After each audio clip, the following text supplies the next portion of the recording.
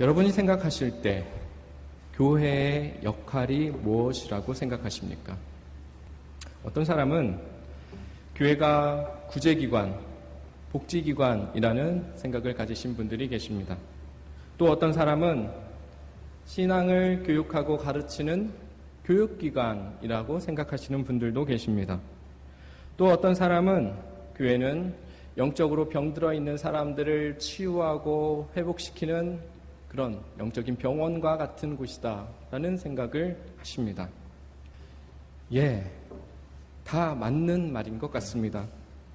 교회의 역할 중에 그러한 역할들이 들어있는 것이 사실이고, 그러한 일 역시 교회에서는 매우 중요한 일입니다. 그러나 교회에는 그것보다도 더 먼저 또 우선시해야 되는 더 중요한 역할들이 있습니다. 그것을 두 가지로 꼽을 수가 있는데요. 헬라어 단어로 두 가지로 이렇게 표현을 합니다. 에클레시아, 또 하나는 디아스포라. 모여서 함께 예배하는 것을 에클레시아라고 합니다. 또 하나는 흩어져서 복음을 증거하는 디아스포라입니다. 바로 이러한 교회의 본질적 사명을 잘 감당할 때, 그러니까 우리가 모여서 열심히 예배하고 흩어져서 복음을 증거하는 이 두 가지 기능을 잘 감당할 때 교회는 하나님으로부터 인정받을 수 있는 것이고 칭찬받을 수 있는 것입니다. 반면에 교회가 이러한 사명을 망각한 채 예배도 소홀해지고 또 복음을 증거하는 일에 마음이 옅어지면, 그래서 친교단체나 구제기관이나 어떤 정치 집단의 모습과 같은 형태로 전락하게 된다면, 우리가 하는 일이 아무리 대단하고 착한 일이라 할지라도 하나님은 그 교회를 사용하지 않으실 것입니다. 요한계시록에는 이것을 가리켜서 촛대를 옮긴다라는 표현을 쓰고 있습니다. 하나님이 기뻐하지 않는 교회는 하나님이 그 촛대를 옮기신다는 것입니다. 그러면 여러분, 우리 교회는 어떨까요? 우리 교회 촛대는 잘 있는 것 같습니까? 언제 옮겨가시지는 않았을까요? 여러분 어떻게 생각하십니까? 목사로서 제가 확신하건대 그래도 아직까지는 우리가 모여서 예배하는 것을 가장 가치 있게 생각하는 교회이고, 또 교회의 능력이나 형편에 비해서 열심히 복음을 증거하고 또 선교하는 일에 힘쓰고 있기 때문에 그래도 아직까지는 하나님이 사용하시고 있지 않을까라고 생각합니다. 그런데 중요한 것은 단서가 붙었다는 거예요. 아직까지는 우리가 예배에 소홀해지고 또 선교하는 마음이 없어지면, 그럴 때 그래서 교회의 본연의 역할을 잃어버리고 우리의 편안함과 우리의 안락과 우리의 욕심을 쫓아서 그냥 모이기만 하는 것에 힘쓰기만 하는 날이라면 언제라도 하나님께서는 그때는 분명히 촛대를 옮길 것입니다. 우리가 함께 열심히 예배했으면 좋겠습니다. 그리고 우리가 힘을 다하여서 우리가 할 수 있는 복음 증거 사역들, 선교들 열심히 했으면 좋겠습니다. 그래서 하나님께서 인정해 주시고 하나님께서 칭찬하실 만한, 기뻐하실 만한 그런 좋은 교회 함께 나가실 수 있기를 주님의 이름으로 축원합니다. 오늘 성경에는요, 우리가 잘 알고 있는 이 바벨탑 사건이 있습니다. 그동안 우리는 이 말씀을 이렇게 이해했습니다. 사람이 욕심이 많아져서 하나님같이 높아지려고 해서 탑을 쌓았는데, 하나님은 그 탑을 쌓지 못하게 하시려고 서로 언어를 혼잡하게 하셨다. 말을 다르게 하셨다. 그런 사건으로 우리가 이 본문을 이해했습니다. 저는 중고등학교 시절에 영어 때문에 참 많이 고생을 했습니다. 그리고 지금도 미국 와서 영어 때문에 여전히 고생하고 있습니다. 여러분들도 그렇게 다르지 않을 것 같습니다. 영어 때문에 말씀은 안 하시고 가만히 계시죠? 여러분들도 아마 영어 때문에 고생 많이 하고 계실 겁니다. 고등학교 때 제가 사용했던 그 영어 참고서가 앞에 표지에 바벨탑 그림이 있었습니다. 대입 영어의 바이블이라고 해서요. 바벨탑 그림이 그려져 있었는데, 그런데 그것을 볼 때마다 이 바벨탑 사건을 얼마나 많이 원망했는지 모릅니다. 그놈의 바벨탑을 왜 만들어가지고 나를 이렇게 힘들게 하나는 원망이었습니다. 그런데 여러분, 이 본문을 우리가 다시 복음의 관점으로 다시 보면 또 다른 하나님의 뜻을 발견할 수가 있습니다. 하나님은 창세기 1장 28절에 사람들에게 처음으로 명령을 하십니다. 우리는 흔히 하나님께서 처음 사람에게 명령하신 것은 선악과를 따먹지 말라는 명령인 것으로 우리가 알고 있는데, 그보다도 먼저 하신 명령이 있었는데 그게 창세기 1장 28절의 말씀입니다.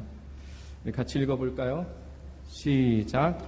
하나님이 그들에게 복을 주시며 그들에게 이르시되 생육하고 번성하여 땅에 충만하라, 땅을 정복하라. 여러분, 이것이 하나님께서 사람에게 주신 첫 번째 명령입니다. 땅에 움직이는 모든 생물을 다스리라, 땅을 정복하고 충만하라. 이것이 하나님의 명령이었습니다. 하나님이 인간을 창조하시고 그들에게 가장 원하셨던 것은 다른 것이 아니라 땅에 널리 흩어져 충만한 것이었습니다. 단순히 그냥 넓은 땅에 가서 널찍널찍하게 살라는 것이 아니라 하나님의 뜻을 퍼뜨리라, 하나님의 정신을 퍼뜨리라는 말씀이셨습니다. 그러나 사람들은 죄성으로 인해서 이 말씀을 이해하지도 못했고 실천하지도 못했습니다. 오히려 오늘 창세기 11장에 있는 바벨탑 사건의 말씀을 보면 하나님의 그 명령과 정반대의 모습을 보이고 있습니다. 사람들은 흩어지기 싫어서, 흩어짐을 면하기 위해서 바벨탑을 쌓았다고 했습니다. 하나님처럼 높아지기 위해서 탑을 쌓은 것이 아니라 오늘 말씀 4절에 보니까요, 흩어짐을 면하기 위해서 탑을 쌓았다고 되어 있습니다. 4절도 우리 같이 읽어보도록 하겠습니다. 시작. 또 말하되 성읍과 탑을 건설하여 그 탑 꼭대기를 하늘에 닿게 하여 우리 이름을 내고 온 지면에 흩어짐을 면하자 하였더니, 하나님께서 사람을 처음 만드시고 그리고 난 뒤에 흩어지라고 하셨습니다. 땅을 정복하고 충만해라. 그래서 하나님의 뜻을 온 땅에 전해라. 하나님의 뜻이 실천되도록 해라. 그렇게 하나님은 사람들에게 명령하셨지만, 사람들은 우리가 읽었던 이 창세기 11장의 모습처럼 흩어지기를 싫어했습니다. 하나님은 땅에 충만하라고 하셨는데 사람들은 모여 살기를 더 원했고 절대로 흩어지기를 싫어했습니다. 그러니까 어떻게 하셨습니까? 하나님이 이들을 강제로 흩으셨습니다. 그런데 여러분, 이와 같은 내용은 이 구약의 창세기에만 나오는 것이 아니라 이 내용이 그대로 신약 성경에도 하나님의 이 정신이 이어지고 있습니다.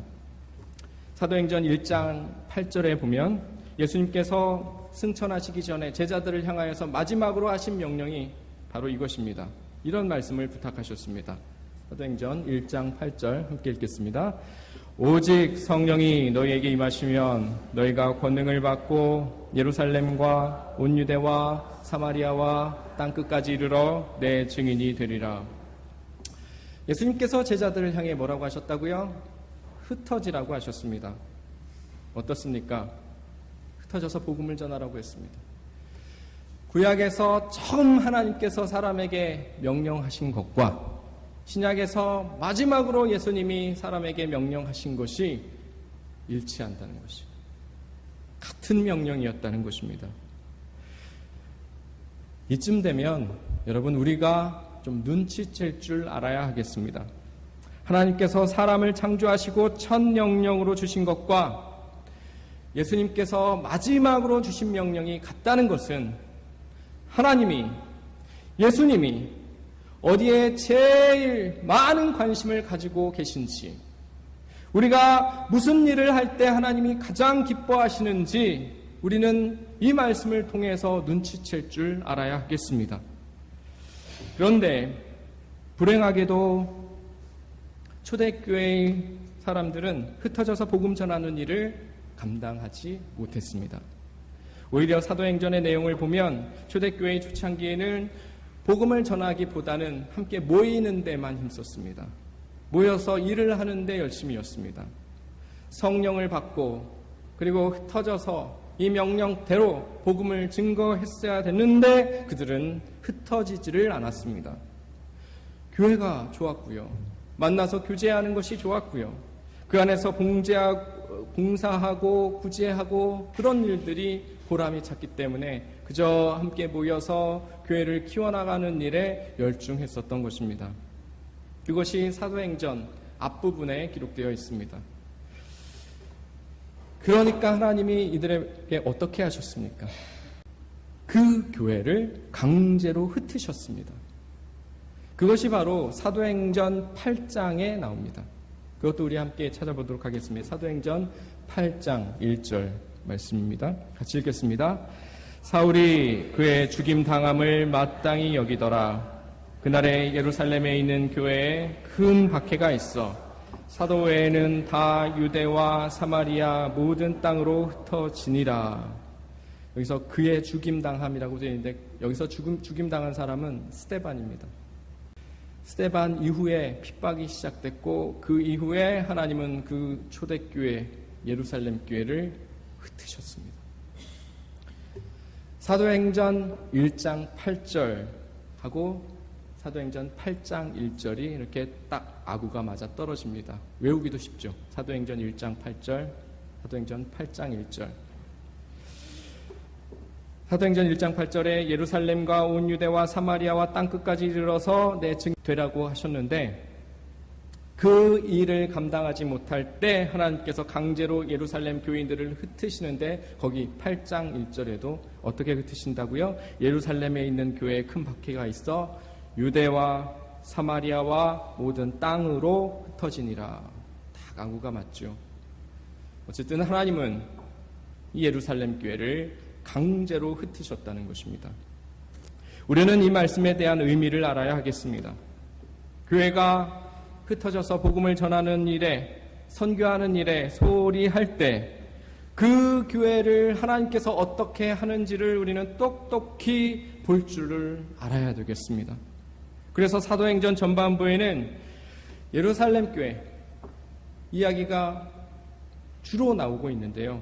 그러다가 후반부에는 그 예루살렘 교회가 거의 등장하지 않습니다. 비중이 점점 작아지면서 새로운 교회가 전면에 앞에 나서게 됩니다.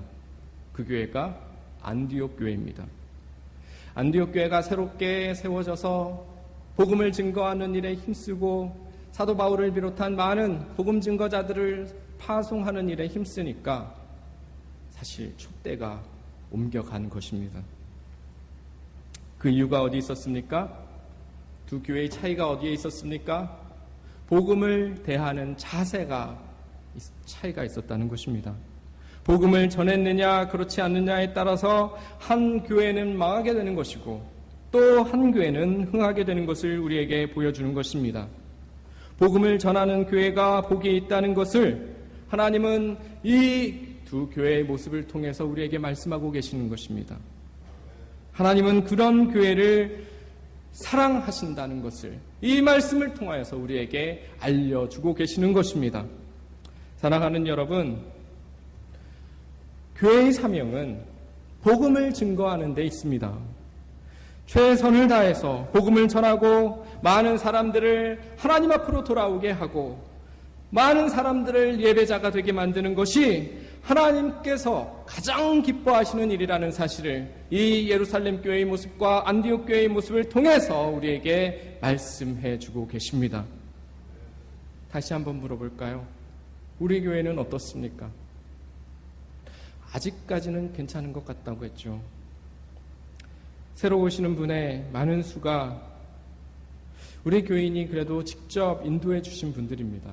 아직 교회가 생긴 지 얼마 안 돼서 알려지지 않아서 자진해서 오실 수도 없는 상황이기도 하지만 어쨌든 여러분들이 열심히 말씀해 주시고 열심을 내주셔서 그렇게 여러분들의 손길로 오시고 함께 믿음 생활을 하고 계시는 분들이 있다는 것이 저는 얼마나 감사한 일인지 모릅니다. 그 복음을 증거하고 말씀을 전하는 그 디아스포라의 역할들을 그래도 열심히 각각 해주시고 계시구나 싶어서 참 감사하고, 그래도 우리가 교회이구나, 그래도 하나님께서 지금 사용하고 계시는구나 감사하게 됩니다. 그런데 말씀드렸죠, 아직까지는입니다. 우리가 달라진다면, 이 수고와 이 노력들을 멈춘다면 우리는 더 이상 교회의 모습을 유지하기가 쉽지 않다는 것입니다. 바라기는 여러분들이 지금처럼 열심히 여러분들의 수고와 열심을 다하여서 말씀을 전하고 이야기하고 계속해서 수고해 주시기를 주님의 이름으로 부탁드립니다. 그게 교회입니다. 그럴 때 교회일 수 있습니다. 그리고 교회 전체적으로는 우리가 선교에 적극적으로 힘을 쏟아야 되겠습니다. 목사님, 우리 교회 재정 빤한데, 살림살이 하기도 벅찬데 굳이 지금 이 시점에서 선교비를 그렇게 많이 보내야 되겠습니까? 여유가 생기면 좀 나중에 자리도 잡고 넉넉해지면 그때 보내면 안 되겠습니까? 그런 분이 없는 게 아닙니다. 맞는 말씀이십니다. 제가 생각해도, 제가 계산을 해봐도 우리 살림살이를 통해서는 지금처럼 많은 선교비를 보내는 게 무리입니다. 그러나 하나님의 방식은 다른 것 같습니다. 교회의 계산법은, 살림살이는 좀 다른 것 같습니다. 우리가 아무리 알뜰하게 살림을 산다고 하더라도, 그래서 우리 교회 재정을 잘 이렇게 가꾼다 하더라도 하나님이 사용하시지 않겠다, 그렇게 뜻하시면 우리 교회는 거기서 끝나는 것입니다. 그러면 아무 소용이 없습니다. 촛대를 옮기시면 그걸로 전부입니다. 중요한 것은 하나님의 뜻에 맞는 교회가 먼저 되는 것입니다. 그런데 오늘날 교회들이 이 세상의 논리가 많이 들어와 있습니다. 세상의 경제 논리가 들어와 있고 세상의 힘의 논리가 들어와 있습니다. 전도하기 위해서는, 복음을 증거하고 선교하기 위해서는 돈이 더 많아야 된다, 숫자가 더 많아야 되고 더 좋은 예배당이 있어야 된다. 여러분, 그렇지 않습니다. 순서가 바뀐 것입니다. 선교는 가장 먼저 해야 되는 하나님의 일입니다. 한 사람이 모일 때부터 먼저 애를 써야 되는 일입니다. 최선을 다해야 하는 것입니다. 편안하고 난 뒤에야 선교를 하고 선교사를 보내는 것이 아닙니다. 우리가 좀 곰핍하고 부족하고 먹을 것이 없을 때부터 선교를 도와야 하고 하나님의 복음을 전하는 일에 먼저 애를 써야 되는 것입니다. 그럴 때 진정 교회입니다. 그럴 때 하나님은 우리를 축복해 주시는 것이고, 그럴 때 그 교회를 소중히 여겨주셔서 그 교회가 잘 세워질 수 있도록, 든든히 세워질 수 있도록 힘을 부어주시는 것입니다. 저는 우리 교회가 그런 모습으로 서서 하나님이 인정해 주시고 하나님이 칭찬해 주시는 그런 교회 될 수 있었으면 좋겠습니다. 그래서 우리가 선교에 대해서, 또 선교사님에 대해서 생각을 좀 바꿨으면 좋겠습니다. 교회가 여유가 있고 넉넉하기 때문에 선교를 후원한다고 생각하시면 안 됩니다. 우리는 대개 그렇게 생각합니다. 우리가 선교사님을 돕고 우리가 선교를 후원한다고 생각합니다. 아닙니다. 그분들 때문에 우리가 사는 것입니다. 그분들 때문에 우리 교회가 하나님께로부터 인정받을 수 있는 일이 있는 것이고 칭찬받을 수 있는 일이 있는 것입니다. 생각이 좀 바뀌어야 됩니다. 왜냐하면 하나님은 복음 가지고 선교하는 일을 가장 소중히 생각하시고 그 일을 기뻐하시기 때문에 그 일에 힘쓰고 그 일에 관심을 갖는 교회를 더 굳건하게 세워주시기 때문입니다. 그래서 그 일을 계속 잘 할 수 있도록, 그 교회가 든든히 설 수 있도록 하나님이 붙들어 주십니다. 그래서 선교사님들은 우리 교회를 세워주시는 분이십니다. 선교사님들은 우리 교회가 살 수 있게 해주시는 분들이십니다. 오늘 선교사님이 오셔서 아부성으로 하는 멘트 아닙니다. 진짜입니다. 그래서 선교사님에 대해서 우리가 늘 기도해야 하고 늘 애써야 되는 것입니다. 그렇게 선교에 대한 생각과 선교사님에 대한 생각을 바꿔주시고 그렇게 놓고 함께 기도해 주실 수 있기를 바랍니다. 여러분, 교회는 단순합니다. 교회는 하나님이 주인이시고 하나님께서 운영해 나가십니다. 그러기에 하나님께서 기뻐하실 만한 일들을 우리 교회가 열심히 한다면 우리 교회 하나님이 분명히 칭찬해 주실 것이고 그 일을 잘 할 수 있도록 더 많은 것들을 부어주시고 힘을 더해 주실 것입니다. 그런 교회 함께 만들어 나가기 위해서 함께 손잡고 같은 마음으로 기도하며 아름답게 세워나가시는 저와 여러분 되시기를 주님의 이름으로 축원드립니다.